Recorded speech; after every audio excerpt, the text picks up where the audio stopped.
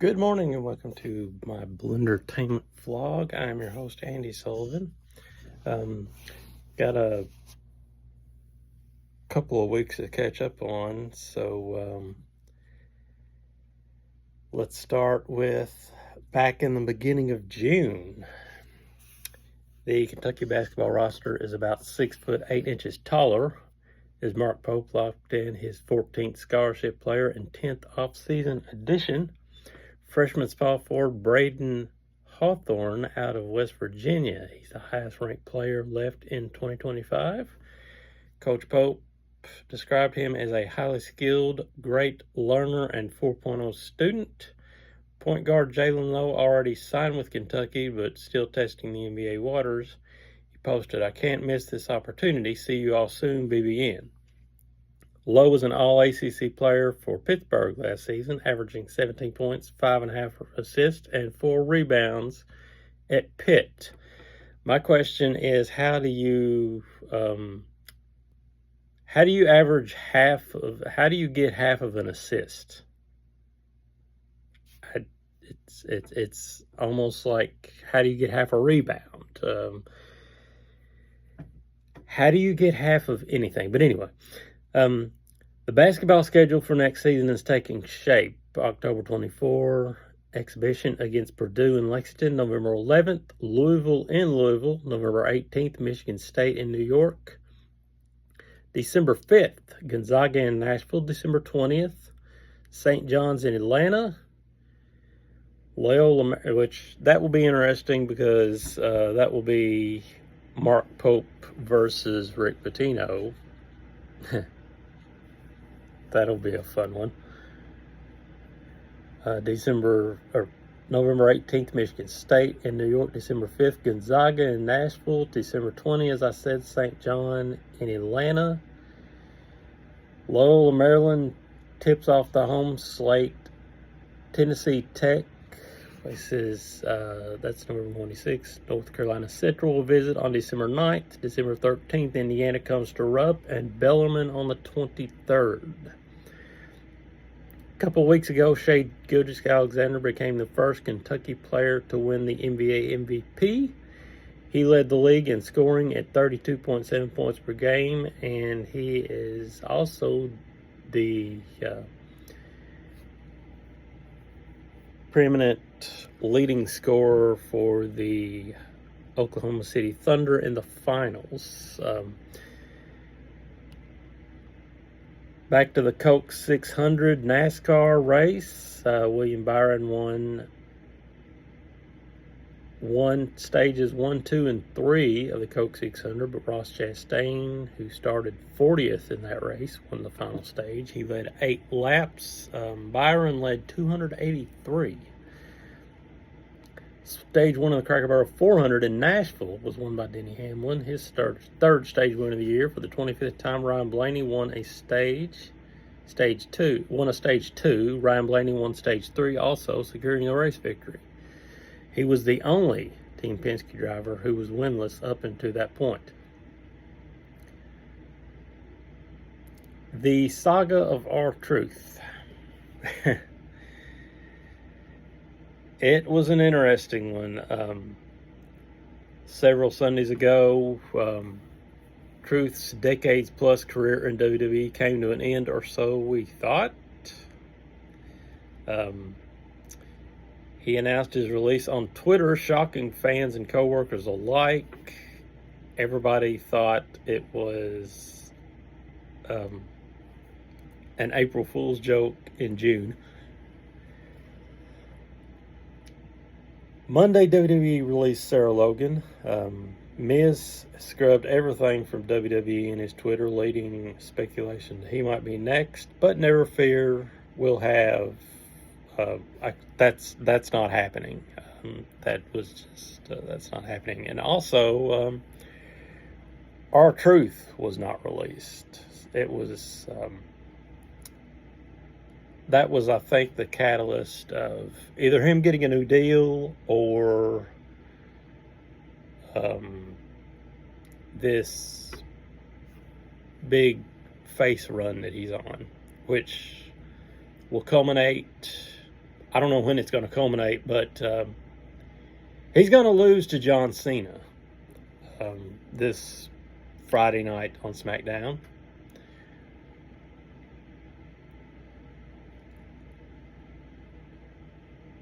I think if you're going to do something like that, give him a rub. I mean, he's insanely popular. Jason Momoa and Roman Reigns are in talks to star in a live-action Street Fighter movie. That should be interesting.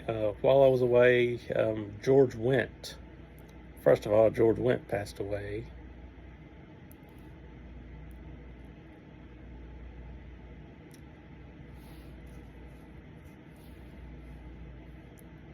George Wendt, known for his role as Norm Peterson on the TV show Cheers, passed away due to a cardiac arrest. Underlying condition of congestive heart failure, coronary artery disease, and hypertension. According to the Los Angeles County Department of Public Health, he was 76 years old. Announcement of death was made on June 5th. Of course,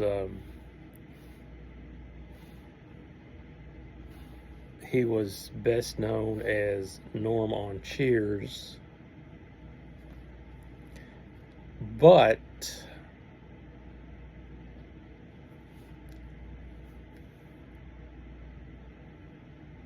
he was also in the movies Man in the House, Strange Bedfellows, Little Rascals.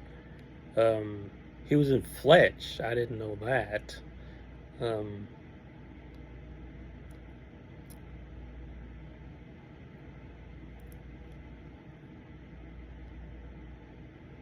And of course, we all remember the faceless Vera, his wife on Cheers, kind of like Wolowitz's mother, who you never saw in The Big Bang Theory.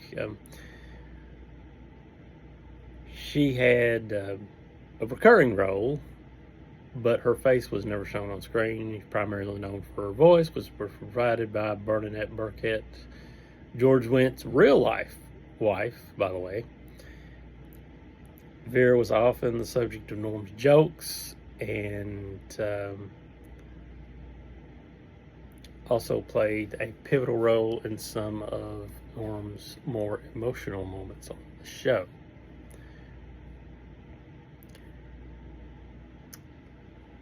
NFL ruled that onside kick is allowed at any time a team is trailing. Onside kicks were previously only allowed when trailing in the fourth quarter. Former Kentucky player Shai Gilgeous-Alexander, who now plays for the NBA finalist Oklahoma City Thunder, was named MVP. WWE pulled WrestleMania from New Orleans to what was called an undetermined location, which was soon determined to be Vegas once again. So that's their second year in a row in Las Vegas for WrestleMania.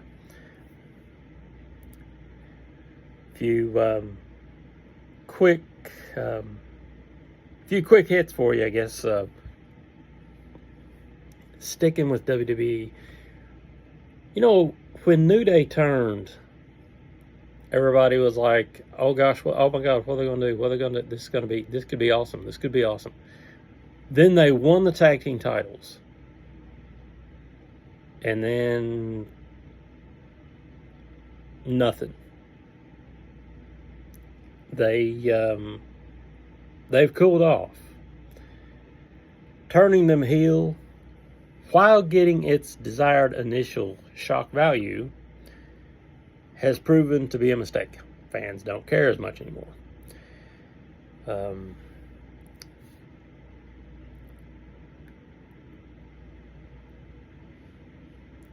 Back to the R-Truth thing. Everywhere from SiriusXM's Busted Open Radio was wearing a shirt outside of the arena, and outside of the Raw Arena that night, and even Rhea Ripley, which made you think, well,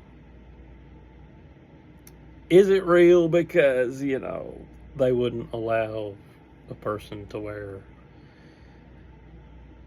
although they did chant for CM Punk for years that he was gone, and they're still doing the what chants, Stone Cold's what chants, that haven't been popular in about 20 years. So anyway,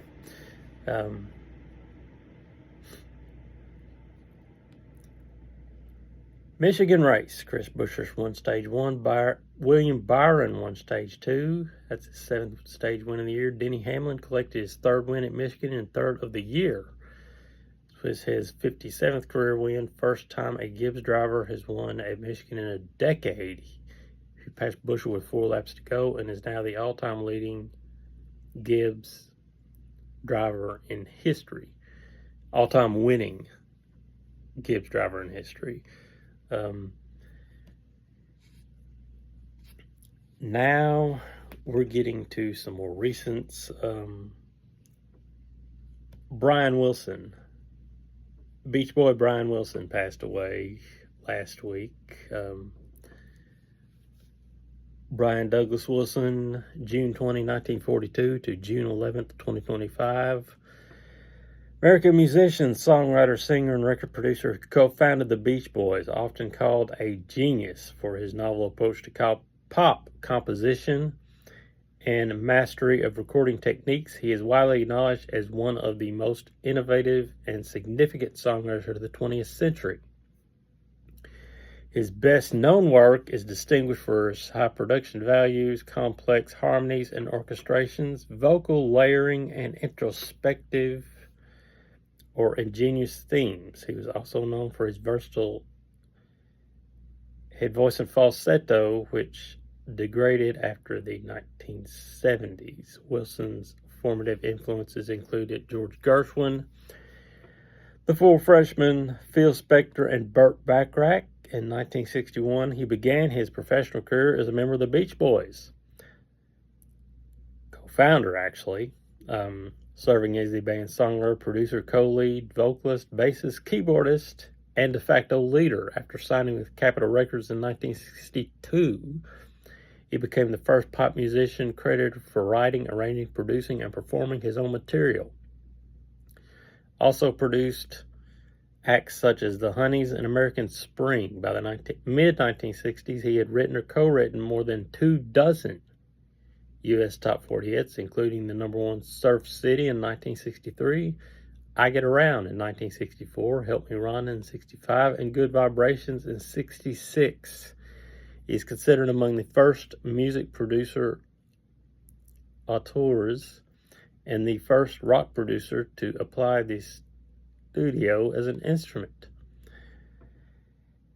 Facing lifelong struggles with mental illness, Wilson had a nervous breakdown in late 1964 and resigned from regular concert touring to focus on songwriting and production, leading to work such as the Beach Boys' Pet Sounds and his first credited solo release, Caroline No, both in 1966, as well as the unfinished album Smile. By the late 60s, his productivity and mental health has significantly declined, leading to periods marked by reclusion, overeating, and substance abuse. His first professional comeback yielded the almost solo effort The Beach Boys' Love You in 1977. In the 80s, he formed a controversial creative and business partnership with his psychologist Eugene Landy and relaunched his solo career with self-titled album Brian Wilson in 1988. Wilson disassociated from Landry in 1991 and toured regularly from 1999 to 2022. He completed a version of Smile in 2004, earning him his greatest acclaim as solo artist. Heralding popular music's recognition as an art form, Wilson's accomplishments as producer helped initiate an era of unprecedented creative autonomy for label-signed acts. He is regarded an important figure to many musical genre including the California sound, psychedelia, chamber pop, progressive music, punk, outsider, and sunshine pop. Since the 1980s, his influence has extended to styles such as post-punk, indie rock, emo, dream pop, Shibuya Kai, and chillwave. He received numerous industry awards, including 2 Grammy Awards and Kennedy Center honors, as well as nominations for a Golden Globe Award and Primetime Emmy Award. He was inducted into the Rock and Roll Hall of Fame in 1988 and Songwriters Hall of Fame in 2000. His life and career were dramatized in the 2014 biopic Love and Mercy. His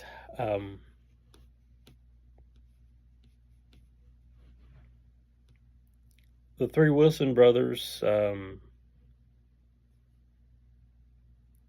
as well as Mike Love and Al Jardine, debuted their first music group together called the Pendletones in the autumn of 1961. At Dennis Wilson's suggestion, Brian and Love co-wrote the group's first song, Surfin'.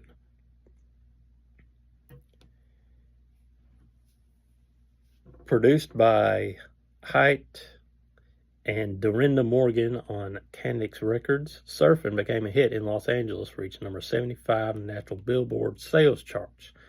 The group's name was changed by Candix Records to the Beach Boys. Their major live debut was at the Ritchie Valens Memorial Dance on New Year's Eve 1961. Days earlier, Wilson had received an electric bass from his father and quickly learned to play, prompting Jardine to switch to rhythm guitar.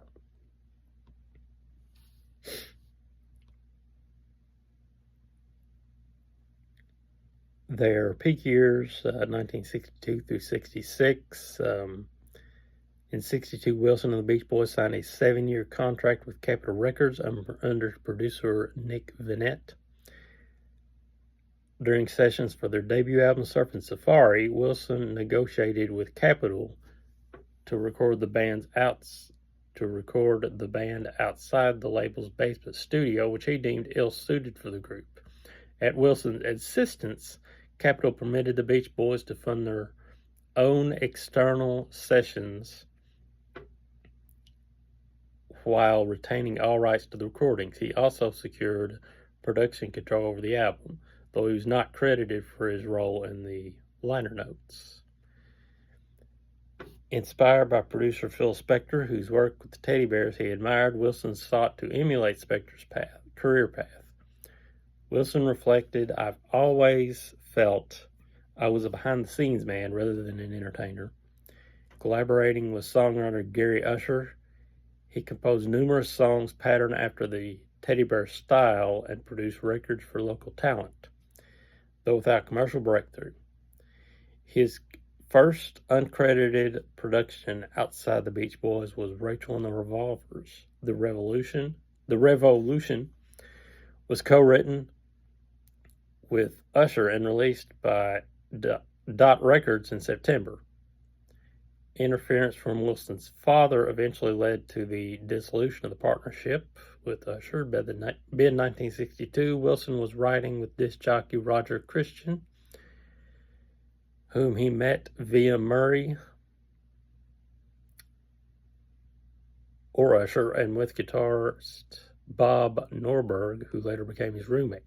In October 1962, Safari Records, a short-lived label founded by Murray, released the single The Surfin' Moon by Bob and Sherry, the first record to credit Brian as a producer.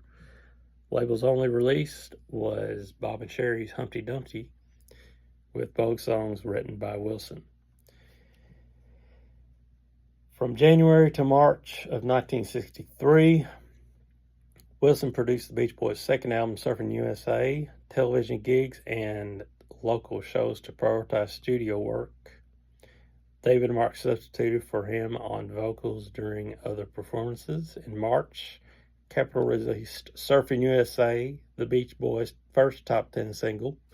The accompanying album was It peaked at number 2 at the Billboard charts in July, cementing the Beach Boys as a major commercial act. Wilson co-wrote Surf City with Jan Berry, which topped U.S. charts in July 1963, first composition to do so. Song's success revitalized Jan and Dean's faltering career. Capitol and Wilson's father disapproved of the collaboration. Murray demanded his son cease working with the duo, though they continue to appear on each other's recordings. Around this time, Wilson began producing the Rovell Sisters, a girl group consisting of sisters Marilyn and Diane Rovell and their cousin, Ginger Blake, whom he met at a Beach Boys concert the previous August. Wilson pitched the group to Capitol as the Honeys, a female counterpart to the Beach Boys. The company released several Honeys records as singles, though they sold poorly. He grew close to the Rovell sisters and resided primarily in their home through 63 and 64. The group's fourth single, He's a Doll, released in April 64, exemplified his attempts to become an entrepreneur producer like Spector.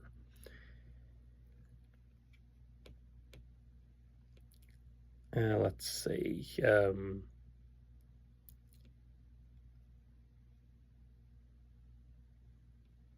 Drug Use, 64, 65, Pet Sounds, and Smile.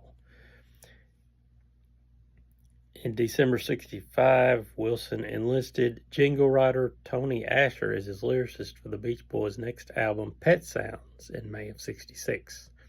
He produced most of the album between January and April of 66 across multiple Hollywood studios, mainly employing the bandmates for singing vocal parts and session musicians for backing tracks. Reflecting on the album, Wilson highlighted the instrumental Let's Go Away for a While, which, by the way, you can also find on the Baby Driver soundtrack, as his most satisfying piece of music at the time. And the song I Just Wasn't Made for These Times is a partially autobiographical song about a guy who was crying because he thought he was too advanced. In a 1995 interview, he called Caroline No probably the best song I've ever written. Which, by the way, the Beach Boys tribute concert was re-aired last night. Go on Paramount Plus and check that out. That was a good show. And Caroline No, the song that I just mentioned, Leanne Rimes performed that song. She did a really good job with it.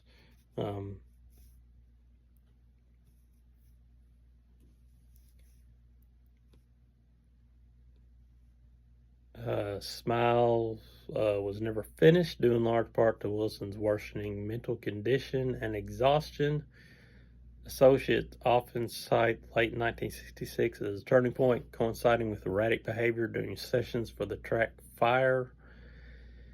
In April 67, Wilson and his wife relocated to a newly purchased mansion in Bel Air. There, Wilson began constructing a personal home studio. By this time, most of his recent associates had departed or been excluded from his life.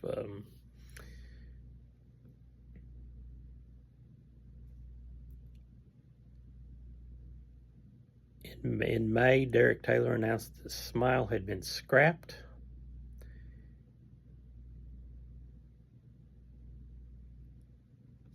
Beginning with Smiley Smile in September 67, the band shifted recording operations to Wilson's studio, where they worked intermittently until 1972. The album marked the first time production was credited to the group collectively instead of Wilson alone.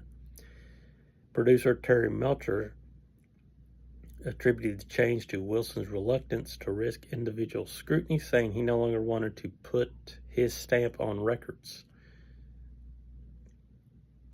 In August 1967, Wilson briefly rejoined the band for 2 live performances in Honolulu.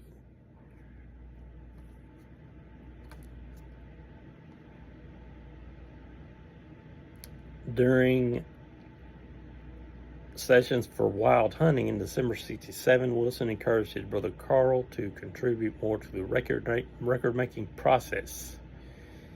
He began producing tracks for Danny Hutton's group Redwood, recording 3 songs, Time to Get Alone and Darlin', but the project was halted by Carl and Mike Love, who urged Brian to prioritize Beach Boys commitments.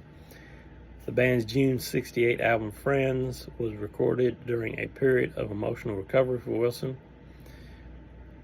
While the album featured increased contributions from his members, Wilson remained central even on tracks he did not write. He later described Friends as his second solo album after Pet Sounds.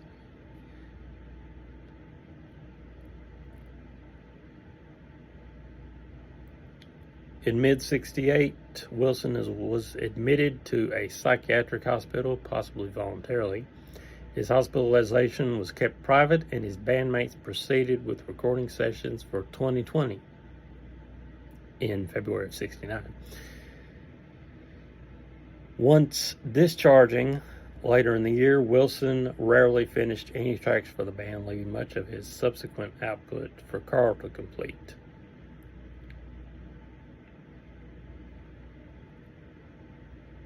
Wilson typically stayed secluded upstairs while the group recorded below, joining sessions only to suggest revisions to music he had overheard. Occasionally emerged from his bedroom to preview new songs to the group. Melcher likened these appearances to Aesop delivering a new fable.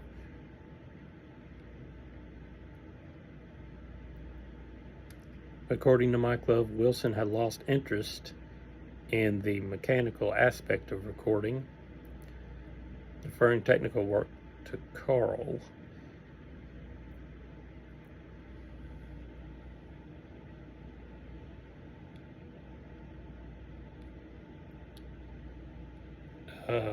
Reclusive period from '73 to '75. 75 to '82, his return.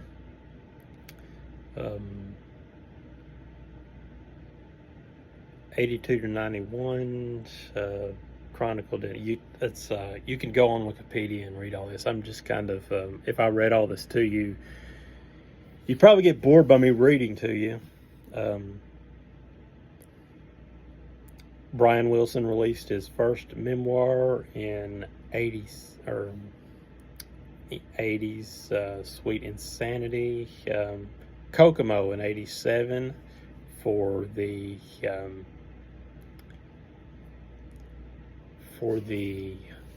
Cocktail soundtrack. '92 to 2011, the career resurgence and first solo tours.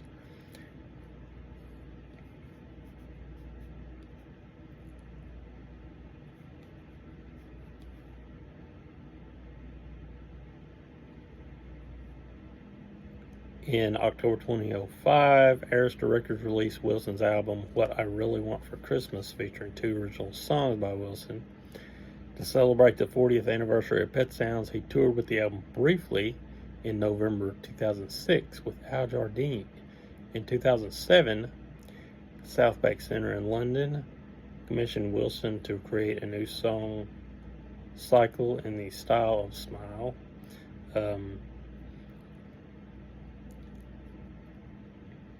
In mid-2011, Wilson reunited with Mike Love, Al Jardine, David Marks, and Bruce Johnston to re-record Do It Again in secret for a potential 50th anniversary album. Rumors soon circulated in the music press about a world tour by the group. In a September report, Wilson said he was not participating in the tour with his bandmates, remarking, "I don't really like working with the guys, but it all depends on how we feel. How much money's involved. Money's not the only reason I made records, but it does hold a place in our lives."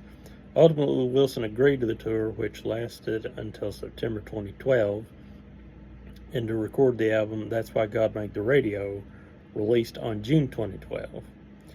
By that time, Wilson had renewed his creative partnership with Joe Thomas. Although Wilson was listed as the album's producer, Thomas was credited with recording and Love was executive producer. In June 2013, Wilson's website announced he was recording and self-producing new material with Don Was, Al Jardine, David Marks, Blondie Chaplin, and Jeff Beck. It stated that the material might be split into 3 albums, one of new pop,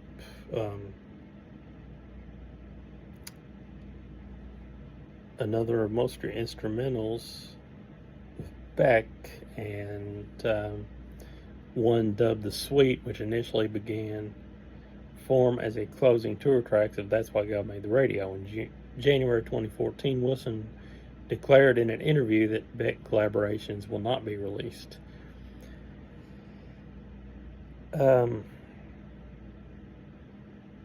Released in April 2015, No Peer Pressure marked another collaboration between Wilson and Joe Thomas, featuring guest appearances from Jardine, Marks, Chaplin, and others. March 2016, Wilson and Al Jardine began the Pet Sounds 50th Anniversary World Tour, billed as the final performances of the album.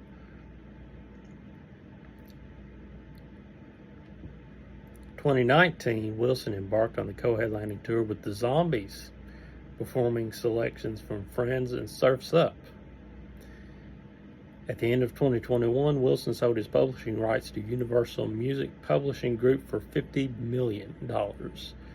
Wilson was paid almost $32 million for his songwriting share, plus $19 million for his reversion rights.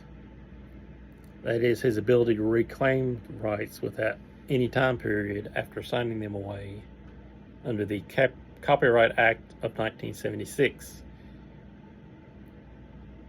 In 2022, his ex-wife Marilyn, who had been awarded half his songwriting royalties, sued Wilson for $6.7 million.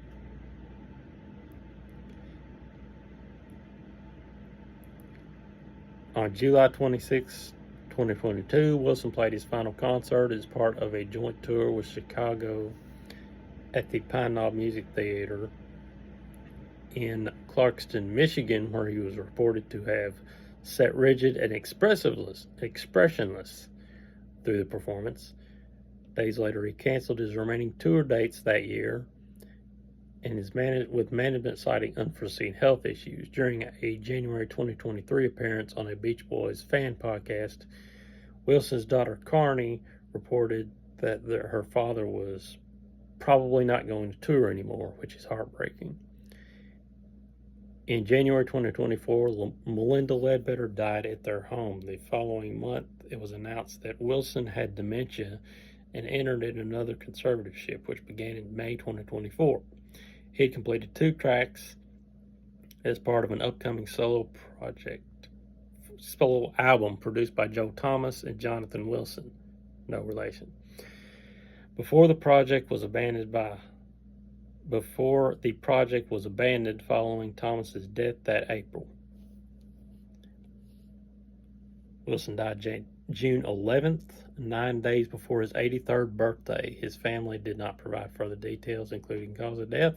Al Jardine later reported that Wilson, who had been struggling with long-term effects of COVID-19 since his last tour, that was the end of it. He never came back after that, he says.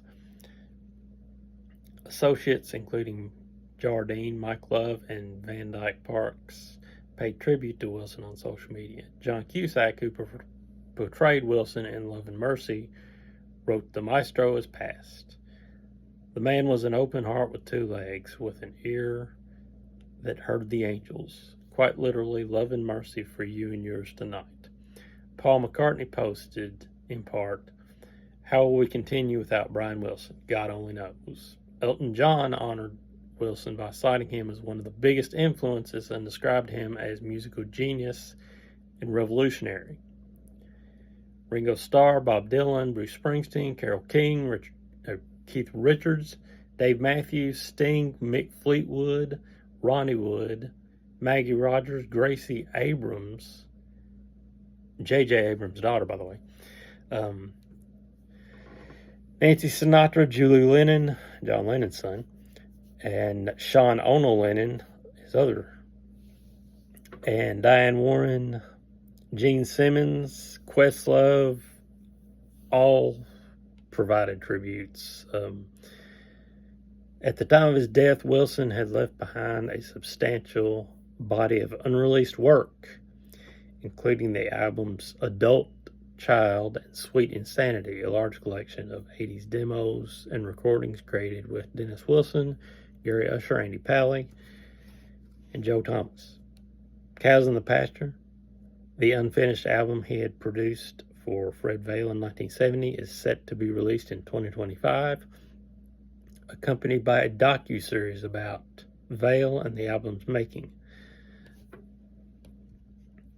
Rest in peace, Brian Wilson. There's still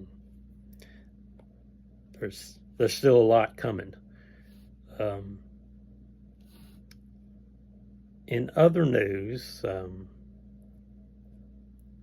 the Grammys have renamed its Best Country Album category to Best Contemporary Country Album, and there is a new category called Best Traditional Country Album.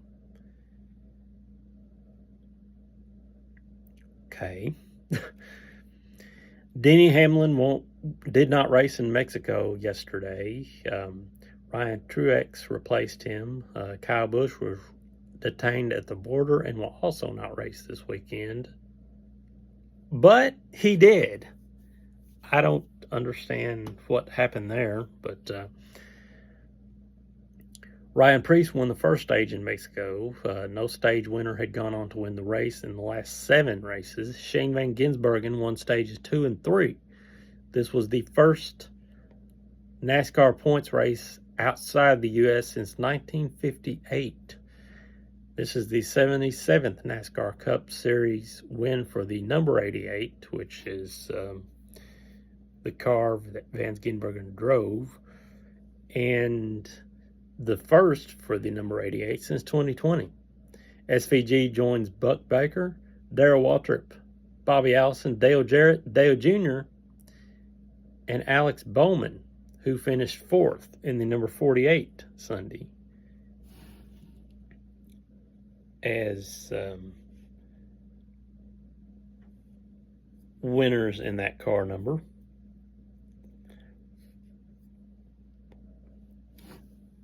And that's all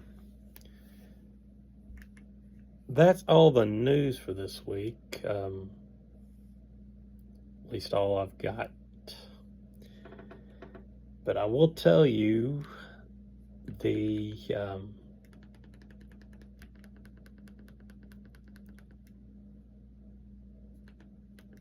late morning and late night.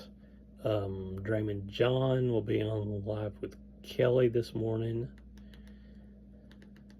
Let's see.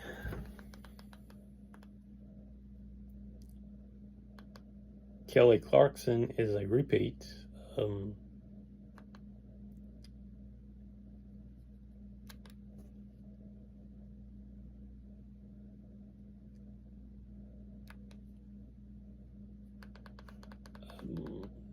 Late night, Steve Martin will be on Jimmy Kimmel.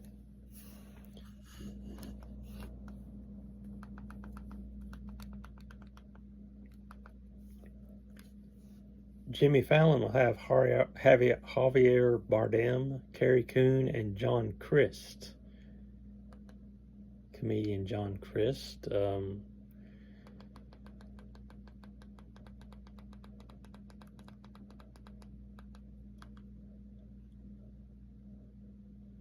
Tomorrow,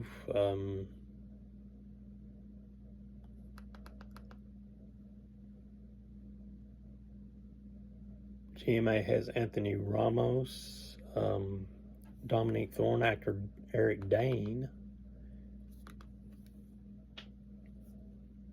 Kelly and Mark has Chris Hemsworth,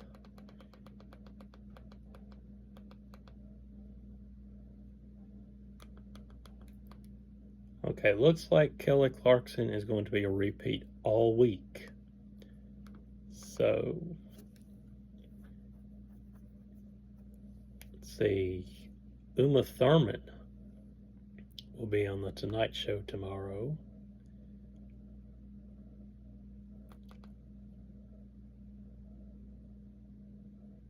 Wednesday,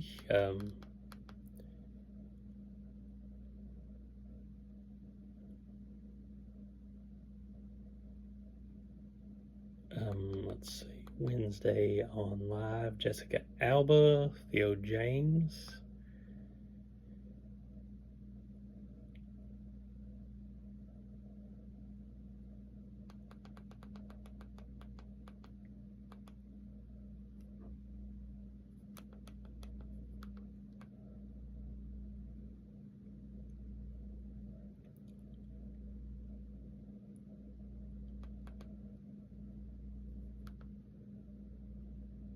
Oh, Thursday, Kelly Clarkson is new.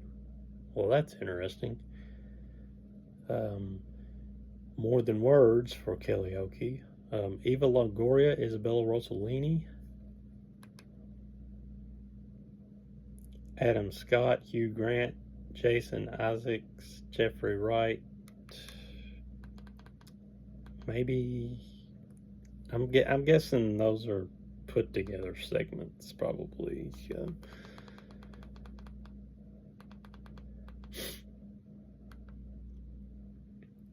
Priyanka Chopra Jonas on the Tonight Show Thursday.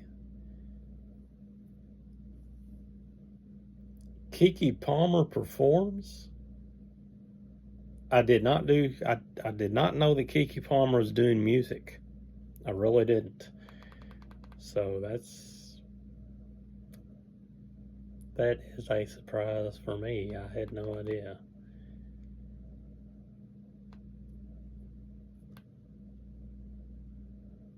And of course, Friday is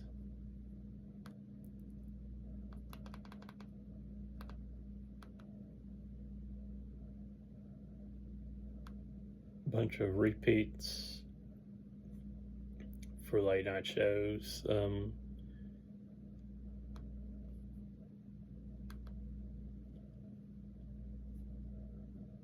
Machine Gun Kelly is going to perform on the Today Show Friday.